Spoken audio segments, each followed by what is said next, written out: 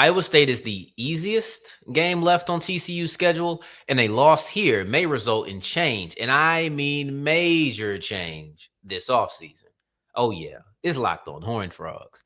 Play my music.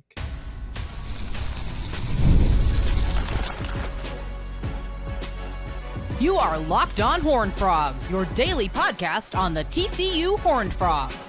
Part of the Locked On Podcast Network, your team every day. What's going on, family? Welcome back to another episode of the Locked On Horned Frogs podcast, your number one daily one-stop shop for everything TCU athletics, Monday through Friday, and even on Saturdays during football season. I appreciate you for making this your first listen of the day every day. Shout out to all of my everydayers, and I, of course, am Darrion Gray, aka the Mouth of the South. And remember, just because the mic cuts off does not mean that the journey is over. Just means it's time to follow me on Twitter at South Exclusives. Starts with an S and ends with an S.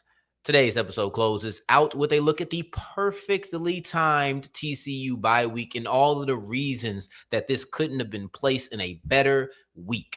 Segment 2 is all about the exposing of Iowa State's biggest deficiency by using TCU's biggest strength on offense. It sounds like simple math. It sounds like the recipe to success, and I believe it will be the key to victory. But this whole thing kicks off with a statement that's going to come off a tad bit disrespectful at the beginning. I'll look to clean it up a little bit after, but I won't clean it up enough to where it feels like I'm backtracking. I will stand on what I said in the beginning by telling you yet again that Iowa State is the easiest game left on TCU's schedule, and a loss here could result in major change this offseason. I'm talking about heads rolling. I don't say that as a disrespect to Iowa State. I do think that Iowa State is talented. I do think that this will be a difficult game for TCU. When I say that this is the easiest game left on the schedule, it's more so of a look forward.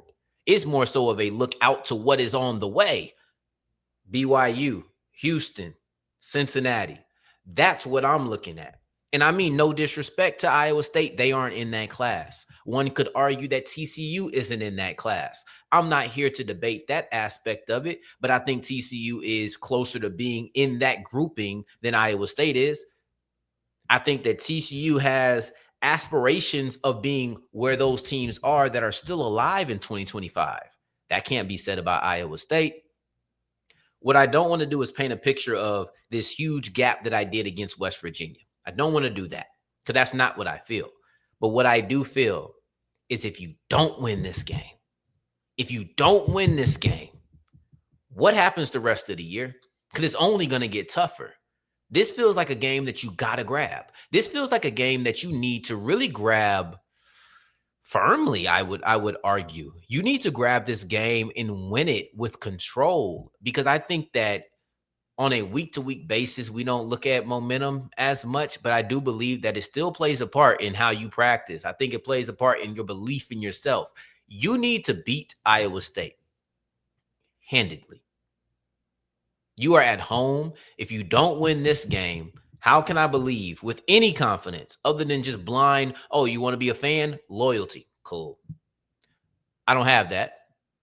If we're not going blind loyalty and you lose to Iowa State, what is the explanation that you are going to give to say you could beat BYU? And I don't mean you as in what is Coach Dykes doing. Let's more so the fans. Let's talk fan-wise.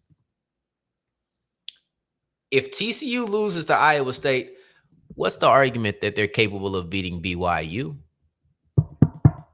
What is the argument that they're capable of beating Houston? What is the argument that they're capable of beating Cincinnati? So when I open and I say losing this game may lead to major changes this offseason, I'm not placing the weight of that statement on these 60 minutes. I'm talking about this 60, then the next 60, then the next 60, then the next 60, because this first game, in my opinion, is A, going to set the tone, B, set some expectations, and C, possibly, this is an asterisk, possibly be a sign of things to come. If you go in and you lose to Iowa State, I believe that you're going to maybe win one more game. So you go 1-3 in this last stretch, you're looking at a 7-5 record. Who's that going to be satisfactory to? Not Sonny Dykes. And I think we've paid so much attention to what is going to happen with Dykes. Is he going to be fired? Is his job safe? All of these things. What if Dykes is the one who's making the changes? I just struggle to believe that if you go 7-5, you go 1-3 in the last stretch of your season, that you're going to turn around and say, let's run it back with those same people. You weren't happy last year, even though you finished strong. I would say you're probably not happy up to this point. Coach Dykes did mention that he doesn't feel like they played their best football. That doesn't just feel like the cliche that coaches use. This feels like a real statement and a real description of the team. So you weren't happy with how things went last year, though you were able to finish strong. I know you weren't happy with how things went in 2023. And now you're not happy with how things go in 2025 if you finish with a 7-5 record.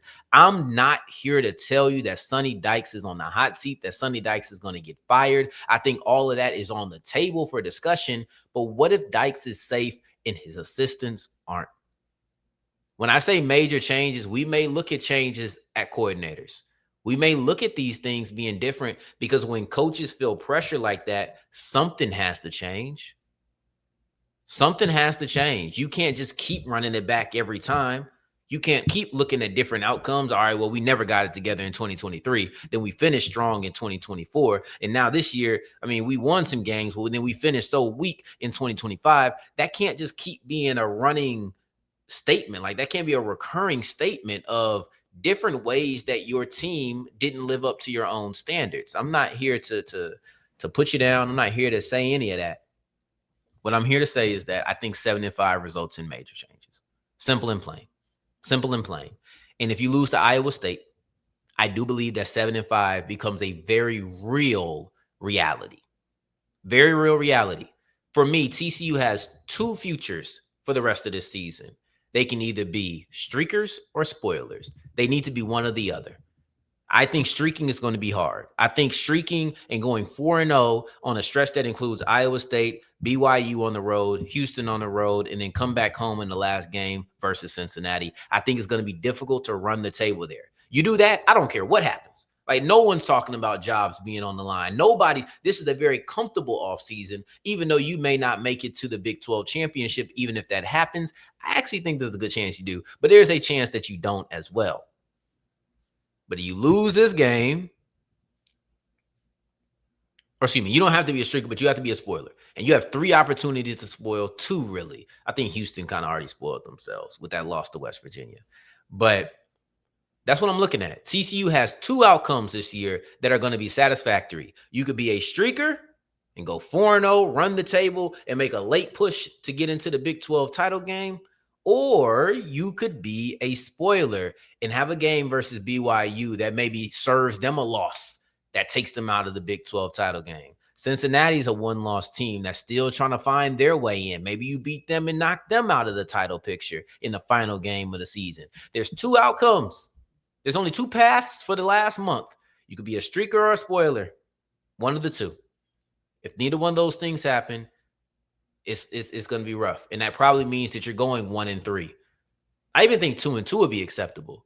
But 1-3 finishing the regular season at 7-5, heads roll. And I think 1-3 is very likely if you don't beat Iowa State, because I just don't think you get 2 wins out of the last 3 games. That's me. But one thing I'll say is I do believe you get it done because it's the easiest game on the schedule. And it's not just because of what everybody else has. It's about the big advantage that TCU does have in their matchup versus Iowa State. Let's get into that as we continue with Locked On Horned Frogs. Today's episode is brought to you by DoorDash, and it's almost the weekend, and it's time to, I'm going to say, look forward. Typically, we look back at last week's MVP on who delivered, powered by DoorDash, because just like you can win every Saturday with DoorDash Streaks, saving more every time you order, these players delivered when it mattered the most. So let's get into who I think will deliver when it matters the most. And I'm going to go with Jordan Dwyer.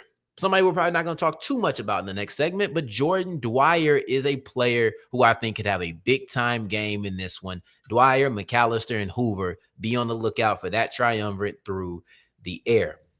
just like those three tend to deliver for TCU. DoorDash delivers your Saturdays. With DoorDash Streaks, you save every Saturday that you order. Stack it up all season, and you can save up to $250, including $100 in DoorDash credits. Order this Saturday. Keep the streak alive. Fuel your game day. Only with DoorDash. Terms apply. Promo period through November 18th. As we continue rolling on today's episode of Locked On Horned Frogs, I appreciate you for making this your first listen of the day. Every day for your second listen, make sure you're checking out Locked On Big 12 or the Big 12 Squad Show. I was up there campaigning for the Frogs. I was out there cheering and saying, look, don't count out TCU. I was up there speaking for our people. But now I'm here speaking for our people. TCU has to abuse this Iowa State secondary. TCU has to absolutely smash the Iowa State secondary, because they're way too banged up for you to not come in and do that. Simple. Football is a very complicated and very simple game.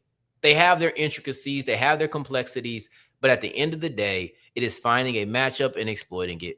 It's running, it's tackling, it's catching, it's throwing, it's finding open space. Football is not the most complex thing in the world. So sometimes let's let it be simple. This is one of those times. TCU has a clear-cut advantage over Iowa State. When I say that Iowa State is the easiest game left on the schedule, once again, I don't say that to disrespect the Cyclones. I talk about the 3 games that comes after this matchup. But at the same time, TCU has a clear advantage in this specific matchup. Let's take the 3 games away. You want to say don't look towards the future? I won't.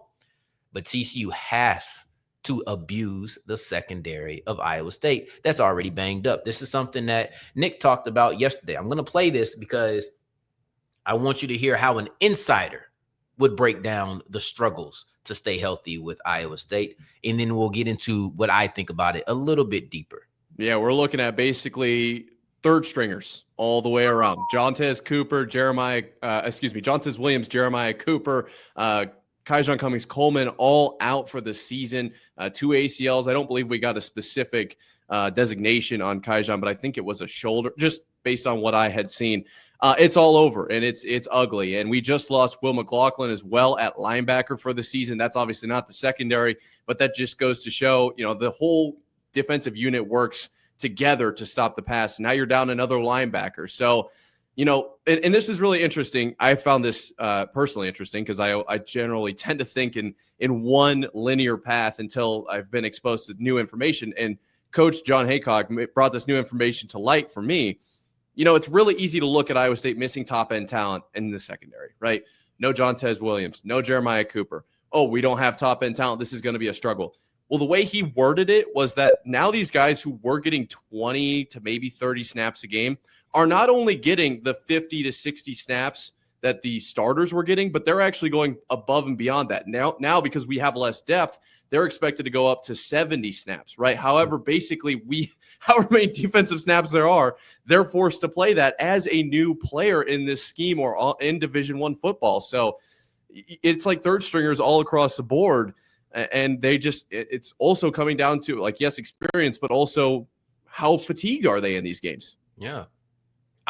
If you are a TCU fan, write that down, highlight it, circle it, mark it. Know that we're coming back tomorrow to talk about it. I haven't done my Friday game plan, but I can tell you what, the injuries in the secondary, the third stringers in the secondary, there may not actually be a more important aspect, a more important facet of the Iowa State team for TCU fans to pay attention to than that right there. Man of my word. I ain't lying to you. I told you we're going to come back here tomorrow, which is now today, and talk about it. And that's exactly what we're here to do. I wanted to make sure that Nick presented that from an inside. He knows all of the intricacies, all the things that have happened in the timeline. But one thing he didn't know at that time is Jamison Patton is also out. That was announced on Thursday morning. So now you're looking at 4 of the 5 starting defensive backs from the opening week are out. This came from Pete Thamel. And it says sources, Iowa State safety Jamison Patton is expected to be out this weekend. Iowa State is now down 6 of the 11 opening day starters on defense thanks to injury, including 4 of the 5 opening day starters in the secondary. Iowa State has lost 6 starters since week 1. 4 of those 6 starters have been defensive backs. Guess what TCU does extremely well? They throw the football. You have to expose the deficiencies in health. Nick came in here and told you, third stringers all the way around. TCU just talked about how they got so much healthier during the offseason, or excuse me, during that off week. I don't know about you. Like I said, football can be complex and it can be simple. And sometimes it's about not making things that are simple complex. Let's allow this one to be as simple as it gets. TCU has a quarterback that they have the utmost belief in.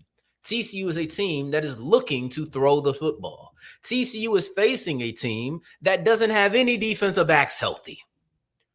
Someone who our Locked On Cyclones host says it's third string guys who are used to playing 20, 30 snaps that are now having to play 70.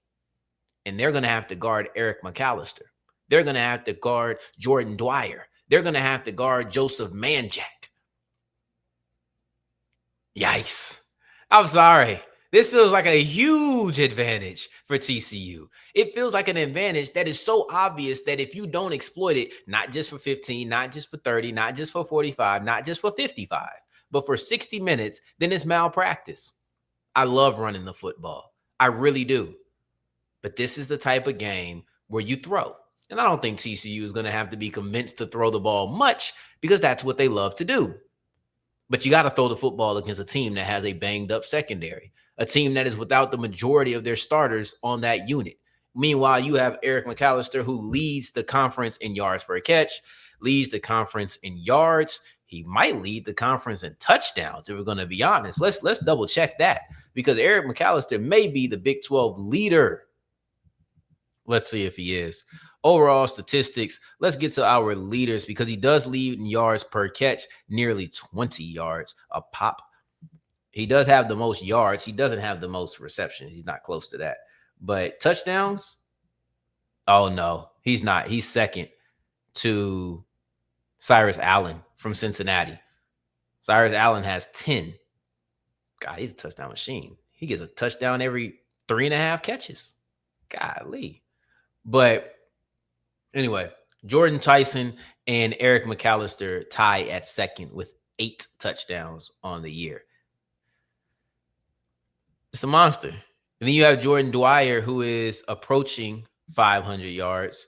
He's currently sitting at, 494. So by the end of tomorrow, he should be at 500. This is a team that has McAllister, Dwyer, who I just gave their numbers. Manjack is at 309. You have DJ Rogers at tight end, who is at 249. And you have Ed Small, who is at 186. Yeah, 186. Shout out to the surgeon who did my eyes. And then Jeremy Payne, 13 for 81, but he's a running back. The reason I said shout out to that, because that's some small numbers, excuse me. But I just listed the players who have more than 10 receptions on the year. So I left off guys like Chase Curtis, guys like Major Everhart. But when you look specifically at the outside guys, when you look specifically at the McAllisters, when you look at Manjack, when you look at Dwyer, you look at specifically at wide receivers, either on the outside or in the slot, that's a lot to deal with. That doesn't even get to the tight ends, but that's a lot to deal with for your cornerbacks. I would want my first stringers out there, and I would want them to be healthy. There is a reason, okay? There is a reason that I put TCU versus third stringers in the thumbnail of last episode. There is a reason that I say that Josh Hoover and Eric McAllister must torch the Iowa State secondary in the title from yesterday's episode. That's because that is the clear-cut biggest advantage for TCU in this game, and it's also, to me, the clear-cut key to victory in this game. Why not take the thing that you do better than anything else? This is the aspect of football, offense or defense, that you do better than anything, throwing the rock, and you're going against a team that is banged up in the secondary. If you either don't or can't take advantage of this, then we're having tough conversations. What did I say in segment 1? If you don't win this game, you may lead to changes. The reason I say lead is because I think it's a sign of things to come if you don't win this game. But the point is, if you struggle to throw the football here, you're probably struggling to win. You probably are. I think that TCU should win this game. I think TCU will win this game. And I think they'll win it by maybe 2 scores. Maybe not high 2 scores. It might just be 10. But I think they end up winning it by 2 scores in the long run. Let's push forward, though. Let's push forward because this was a perfectly timed bye week. And it's one that, honestly, you couldn't have put in a better place. And TCU head coach Sonny Dykes breaks down why, and I'll say the parts that he didn't say that I think are equally important as we continue and close out today's episode of Locked On Horned Frogs. Today's episode is brought to you by Supply House, and I'm building a case on why TCU should knock off Iowa State, and I went to Supply House to get the tools necessary to build that case. When the opening whistle blows on a new repair, get your crew moving forward with Supply House. Order today and see parts at your doorstep tomorrow. Over 280,000 plumbing, HVAC, and electrical items from the most trusted brands in the business. The real-time inventory and honest lead times keep you from punting on projects, right? No more giving up. Just go to Supply House and see, all right, they got what I need. Let me exert a little bit of patience. And I know that's foreign sometimes, but you know what? Let's get to it. Let's learn about it. Another thing you need to learn about is that Trade Master program. Join the free Trade Master program today and score some serious perks like priority shipping, lower prices, dedicated support line. Visit supplyhouse.com to sign up for free and use the promo code SHCollege5 for 5% off your first order. That's supplyhouse.com. Real people, real service. As we're wrapping up today's episode of Locked On Horned Frogs, I appreciate you for making this your first listen of the day every day, making it all the way to segment 3, and I thank you 2 times for that. Thank you. Thank you. This is a game that I think TCU should win. I think they have a huge advantage that will be the deciding factor. But one other big thing that happened before the game is the bye week. And to me, this was a perfectly timed bye week for a couple of reasons. So what you look at Coach Dykes and what he says is the bye week allowed them to get healthy. The bye week allowed them to not have to miss out on 6 offensive starters being out of the game.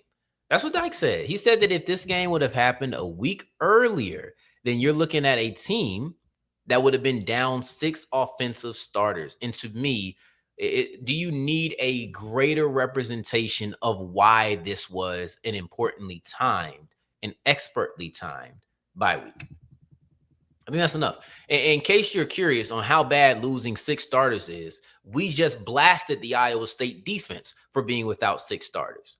And that's over the course of a season. We're talking about over the course of, of course, these injuries accumulate over seasons, but you're seeing all of that in 1 week. I'm assuming you would have lost a guy like Manjack, you know what I'm saying, some pieces on that offensive line. Coach Dykes did say that Hoover was in no way himself after that game. I must wonder if they had to play another game the next week, would Hoover have played? Because it's my theory that he got his bell rung. That's the only thing I could think wasn't himself. I'm like, you took that big hit. That sounds like your bell was rung. Maybe it wasn't concussed, but your bell was definitely rocked in that scenario. But was it anything that could have been lingering? We won't know, and I'm glad that we won't know, because a game without Josh Hoover, with how important that every game is for TCU, that wouldn't have worked. That would have been ugly. It would have been bad. But one thing that Coach Dykes didn't say is the fact that this is the most important stretch of the season, and you simply can't afford to lose another game. That's it. Like, you cannot afford to lose another game. So with that being the case, let's pull up the schedule again real quick. So TCU has played for 7 weeks in a row. They had a bye week after week 1. Don't love that. I do not love bye weeks that early.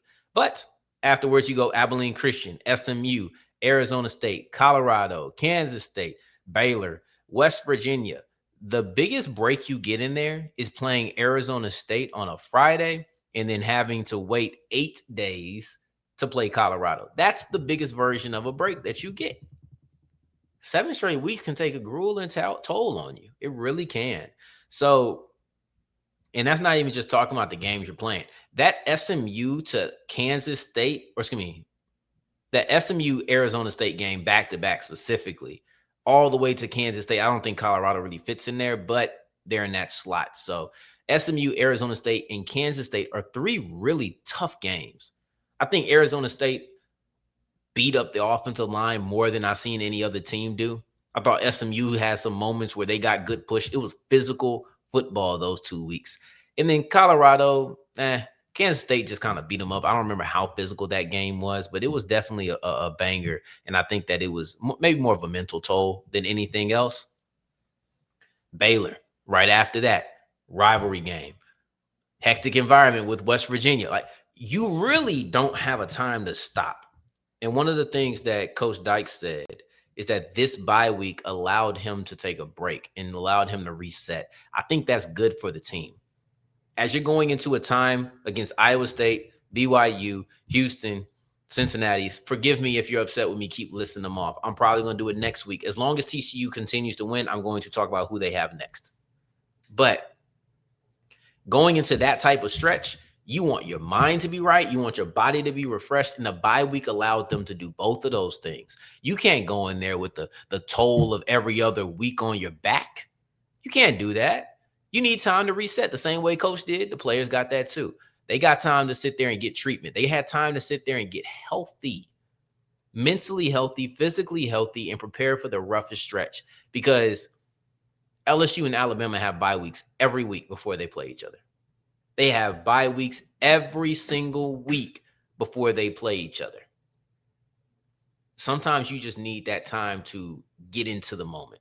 Sometimes you need that time to reset and recharge. And I think that TCU is going into a moment that, no, it's not one game like LSU Bama is. It's a 4-game stretch. And no one could have predicted how important it would be to the TCU schedule going into the season.